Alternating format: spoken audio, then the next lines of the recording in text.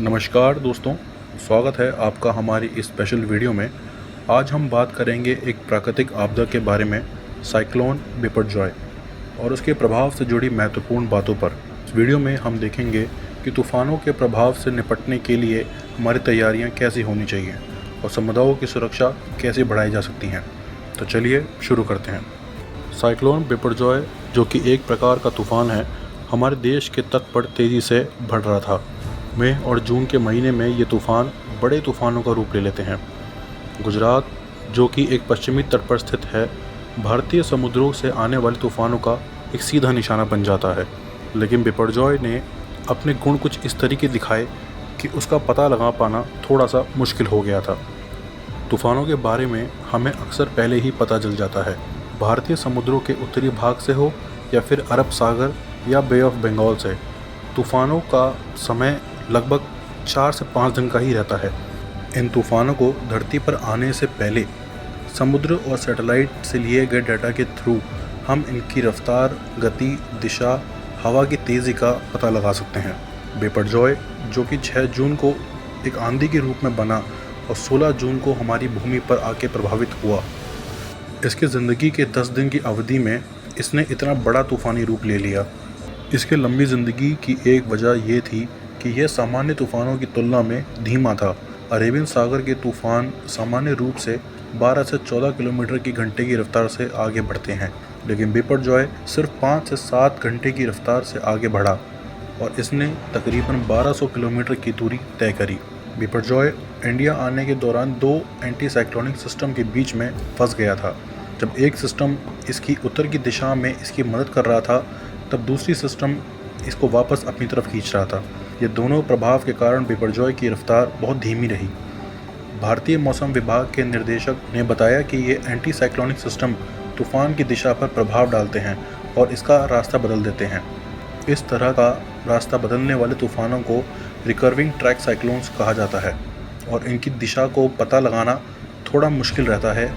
शुरुआत में साइक्लोन बिपरजॉय की कराची, पाकिस्तान आने की संभावना ज़्यादा थी, जिससे कि भारतीय तट पर इसका असर पड़ता। लेकिन 11 जून को भारतीय मौसम विभाग ने डिक्लेयर किया कि यह तूफ़ान गुजरात के पश्चिमी तट पर नज़दीक आ रहा है। उस समय अंतर्राष्ट्रीय एजेंसीज तब भी यही कह रही थी कि इसके आने की संभावना पाकिस्तान की तरफ ज़्यादा है, लेकिन भारतीय मौसम विभाग के रोबस्ट ऑब्जर्वेशन नेटवर्क और तूफ़ान भविष्यवाणी में आए दिनों के अनुभव से उन्हें विश्वास था कि बिपरजॉय गुजरात के तट पर ही आने वाला है। इस समय जल्द से जल्द फैसला लेना बहुत महत्वपूर्ण था, क्योंकि इसका प्रभाव शुरू होने लगा था। 12 जून को राष्ट्रीय संघर्ष प्रबंधन समिति ने समीक्षा की और राज्य सरकार और स्थानीय परीक्षण को अगले 3 दिन के लैंडफॉल के लिए तैयारी करने के निर्देश दिए। इससे करीब 1 लाख लोगों को खतरनाक क्षेत्रों से सुरक्षित क्षेत्रों तक इवैक्यूएट करने के लिए सफिशिएंट समय मिला। इसी बीच तूफ़ान बिपरजॉय की इंटेंसिटी में उथल पुथल हो रही थी, जिससे उसके प्रभाव का पता लगा पाना बहुत ही मुश्किल हो रहा था। आमतौर पर जब तूफ़ान भूमि पर पहुंचता है, उसकी ताकत धीरे धीरे कम होने लगती है, लेकिन बिपरजॉय की धीमी गति का मतलब था कि यह समुंदर के नज़दीक ही टिक गया और नमी आकर्षित करने का अवसर मिला, जिससे कि यह अपने आप को संभाल सके।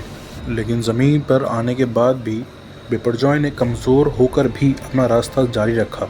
कम ताकत के साथ 4 दिन बाद भी उसके अवशेष राजस्थान के अजमेर तक पहुँचे, जिसकी वजह से पश्चिमी और मध्य भारत में बारिश शुरू हो गई थी।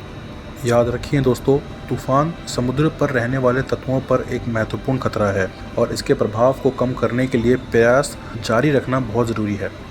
ऐसे तूफ़ानों के प्रभाव को कम करने के लिए हमें एक प्रक्रिया की आवश्यकता है। सबसे पहले जल्दी चेतावनी प्रणाली को बेहतर बनाना होगा और मौसम विज्ञान की संरक्षा को मजबूत करना होगा। इसमें नए तरीक़ों से मौसम का अनुमान लगाना, नई तकनीक और नए डेटा एनालिसिस के सिस्टम को शामिल करना होगा, ताकि तूफ़ान के आने से पहले ही हम उसकी तैयारी कर सकें। साथ ही तूफ़ान की ताकत से बचने के लिए मजबूत संरचना बनाना आवश्यक है। मजबूत शेल्टर का निर्माण, इमारतें मजबूत होनी चाहिए ताकि वो ऐसे तूफ़ानों को झेल पाएँ और उसके प्रभाव से मनुष्यों की जान और संपत्ति पर असर न पड़े। इस तूफ़ान बिपरजॉय ने हमें एक संदेश दिया, हमें जागरूक और तैयार रहना बहुत ज़रूरी है। आज हमें याद रखना है कि हमारे आज के कदम हमारी कल को प्रभावित करते हैं। हमारे तत्कालीन एक्शन और सही दिशा में प्रयास करने से हम तूफानों से होने वाली परेशानियों को कम कर सकते हैं और इंसानों की जान को बचा सकते हैं और समुदायों की सुरक्षा और समृद्धि को बढ़ा सकते हैं।